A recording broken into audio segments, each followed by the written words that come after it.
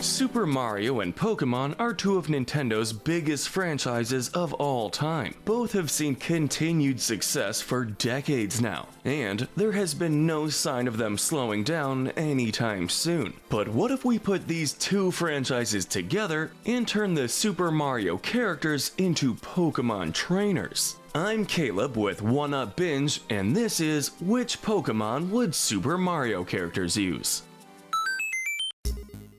Oh, and real quick, if you're a fan of Pokemon and our usual binge formats, make sure to go check out our latest channel, PokeBinge. We make all sorts of Pokemon-themed Spectrum videos, including good to evil and weak to powerful, and even do card openings. So, check it out. Before getting started, let's clear some things up. For this video, we are only giving each character that we are talking about today a team of 3 instead of the standard 6. We felt that doing 3 for now would allow us to go into more detail for each Pokemon added if needed. With that in mind, we also put a cap on how many Mario characters we will go over today. So, if you want to see a part 2 to the list at some point to go over characters that weren't mentioned, let us know. Now that we have that established, let's introduce the Mario characters that will become Pokemon trainers today. In this video, we have Mario, Luigi, Yoshi, Peach, Bowser, Wario, Waluigi, Daisy,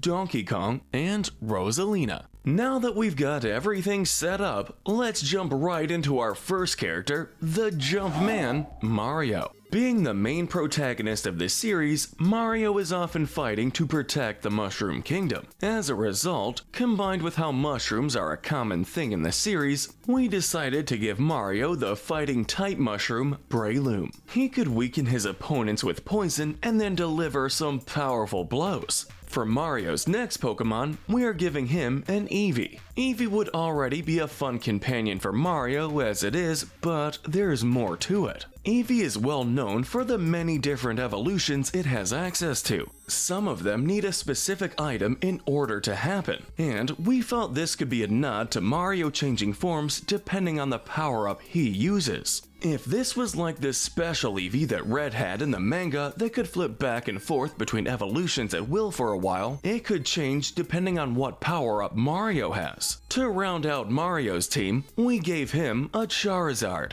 Whereas Breloom could fight the ground and Eevee could potentially cover any areas not covered by the others, Charizard could provide the aerial support. We also think it would be cool to see Mario ride Charizard into battle, and the fire typing could complement Mario's common fireballs. This could also be a subtle reference to Mario's times of riding Yoshi. Who knows? Maybe Mario ended up catching the Charizard that he fought in Smash 4 during Greninja's reveal trailer. Moving on from one Mario brother to another, Luigi is our next trainer to be given Pokemon. Luigi gets the spotlight in the Luigi's Mansion series, so Luigi is definitely getting a ghost type, and we figured Rotom would be a good fit. With Rotom's ability to fuse itself with various electric appliances, we could see him doing so with the Poltergust to help Luigi catch other ghosts. His electric typing could also be a reference to Luigi's electric powers that we have rarely seen. For Luigi's second Pokemon, he is receiving a Cinderace. This is for 3 things. For one, Cinderace can learn Bounce, a move that allows them to jump so high that normal moves won't hit them. This could be a reference to Luigi's jumping, which is known to generally be higher than Mario's. The other 2 reasons are Cinderace's Pyro Ball move and his Gigantamax form involving a giant fireball. This would be Luigi's reference to his own fireballs that he can launch out. The last Pokemon Luigi has on his team is a Growlithe. This Pokemon would be on the team not only for the fire typing, but for their undying loyalty they can have. Neither of Growlithe's known forms are ghost type, but we still feel this could be a nice reference to Luigi's ghost dog, Polterpup. We mentioned him briefly earlier, but now it's Yoshi's turn to be a trainer. Yoshi have allowed others to ride on them many times before, so we figure Yoshi should get a chance to do so this time. For this reason, we are giving Yoshi a Lapras. Lapras having reptilian-like features would also make them connect more with Yoshi on that front. We are also going to give Yoshi an Applin. The apple that this Pokemon is attached to looks a lot like the fruit that Yoshi might eat in the games like Mario Odyssey. Because of this, we think Yoshi would warm up to this Pokemon quickly and bring it in as a companion. He could also decide what to evolve into if he ever chooses to do so. The final addition to Yoshi's team would be Chansey or Blissey. One of the things often associated with Yoshi and these Pokemon are the eggs that they have. Not only would they help Yoshi in battle if needed, but we think that if Yoshi ever laid an egg with a baby Yoshi inside, Chansey or Blissey would do whatever they could to help take care of that egg until it hatches. Now that Yoshi has his team set up, let's move on to our next Mario character, Princess Peach. A common thing that Peach is known for is that after Mario completes one of his adventures and saves Peach, he and anyone else involved are often rewarded with a cake from her. This is why we think Peach having an Alchemy would make perfect sense. This Pokemon also evolves from Milcery into many different possible forms, all dependent on what item it's holding, how the player spins, and when in the day it happens. This is something that we see Peach falling in love with, especially if she gets more than one. It also helps that Alcremie's Gigantamax form is a giant multi-layered cake. Peach's next team member is a Sylveon. The elegance and color scheme of this Pokemon could match up well with Peach's. Additionally, both have been known to resolve fights. In Peach's case, two instances come to mind. In Mario Odyssey, she stops Mario and Bowser from fighting over her at the very end of the main story by rejecting both of them. The other instance comes from Subspace Emissary, where she stops Fox and Sheik from fighting each other, offering them tea in the process. The last member on Peach's team will be a Lilligant. Peach sometimes gets associated with this Pokemon, and we can see why. They both have crowns on their heads, their outfits and elegance are shared to some degree, and like with Sylveon, they both can have a relaxing effect on those around them. We are stepping away from the heroes for now and giving teams to some of the baddies, starting with the Koopa King, Bowser. Bowser is a menacing foe, and we gave him a team that we think helps reflect this. His first team member is a Tynantrum. Not only is this Pokemon another great example of a fierce reptile like Bowser is, but Pokédex entries mention how Tyrantrum behaves like a king, which Bowser actually is. We could see Tyrantrum using Fire Fang right alongside some of Bowser's own flame attacks. Bowser's second team member would be a Chestnut. This is due to two things. For starters, no pun intended with Chestnut being the evolution of a starter, they both happen to share the iconic feature of a spiky shell. What extends their similarities is how, despite having these huge shells, Bowser and Chestnut can each still pack a powerful punch when need be. We decided to give Bowser a Blastoise for his final team member. Blastoise may not have spikes on his shell or use fire attacks, but the cannons on its back can still deal a lot of damage. We also added Blastoise due, in a sense, to Pokemon fans. Blastoise and Bowser's designs are apparently similar enough that Blastoise has actually been referred to as Water Bowser by some people. If you search their names together, you are bound to have a few results of them being compared. The next bad guy we will assign a team to is Wario. When selecting teams for each character, this was probably the quickest one since we immediately thought of three that would go well with Wario. The first of which would be a Gengar. Both Wario and Gengar can often be seen with an iconic devilish grin. Seeing both side by side would probably creep us out a bit. We could also see these two getting into a lot of trouble together. We could also see Wario with one of the newest Pokemon's introduced introduced as of now, Miraidon.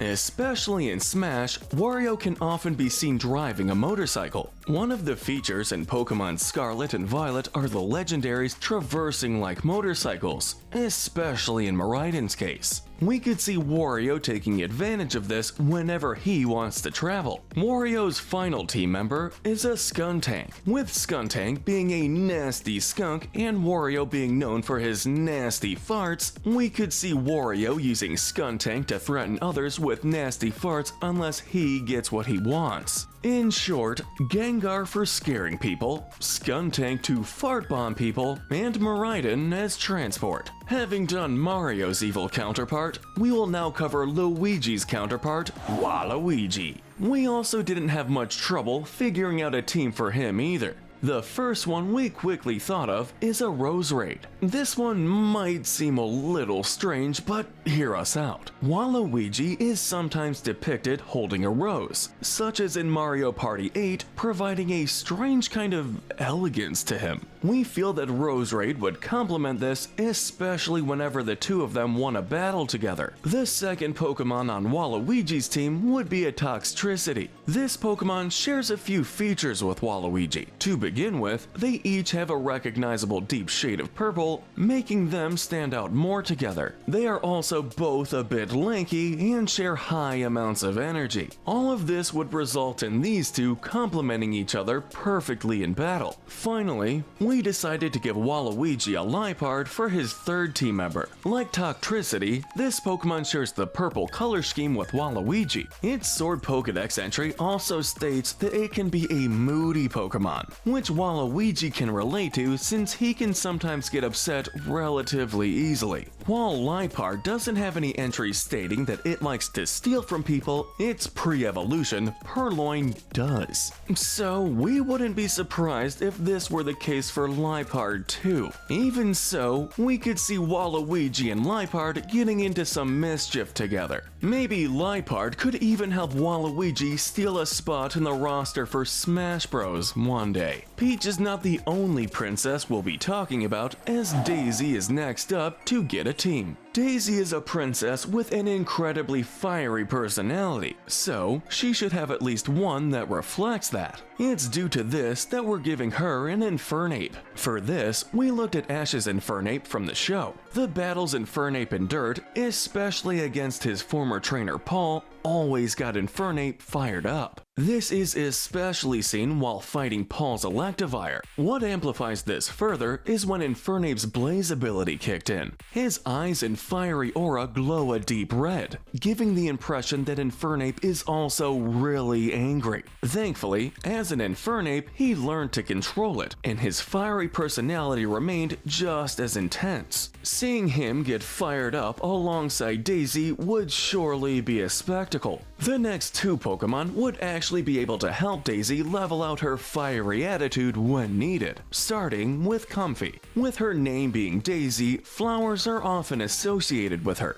and Comfey often decorate themselves with them. We feel like Daisy would have fun doing this with Comfey. One Pokédex entry also goes on to say how baths using these flowers have a relaxing effect. If Daisy ever needed to wind down after getting upset, this might very well be the way to go. If not, then Daisy's third Pokemon, a Meganium, could possibly help. Several Pokédex entries from both the show and the games have stated how the fragrance Meganium can produce from its own flower petals can relax and calm others' emotions. All three in her team could be great assets in battle. Infernape could get her more fired up, and the other two could calm her down after the fact, especially if she ends up losing. He's the leader of the bunch, and you know him well. He is Donkey Kong. Given that DK's closest friends are primates, we figured it would only make sense if some of his Pokemon were too. The most common one we see associated with DK is a Darmanitan.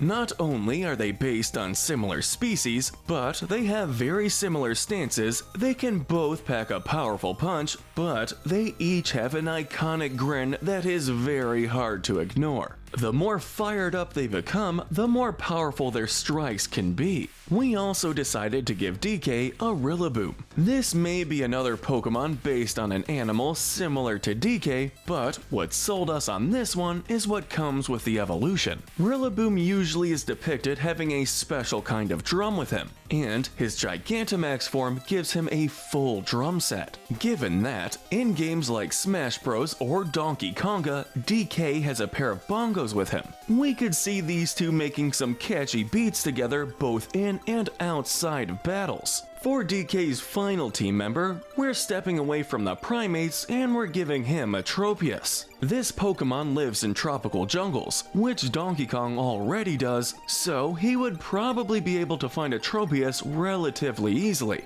What ultimately got us to add Tropius to DK's team is the fruit around its neck. While it isn't technically confirmed that the fruit around its neck are bananas, they still have a striking resemblance to them. This alone would grab DK's attention since he is known for having an entire horde of bananas. Even if he can't take his horde on his travels, he can relax a little bit knowing that Tropius can produce something similar for them to eat. Our final princess we'll talk about is also the final Mario character we will turn into a trainer in this video, Rosalina. Rosalina is very much space themed in her main appearance, so her team will also be connected to space in some way. First off, we are giving her a Clefairy. This Pokemon has multiple connections to the moon. Some even believe they are originally from the moon. Either way, they are said to come out during a full moon where the moonlight is absorbed into its wings, allowing it to float. Floating is something Rosalina is also able to do, so these two could dance together under a full moon.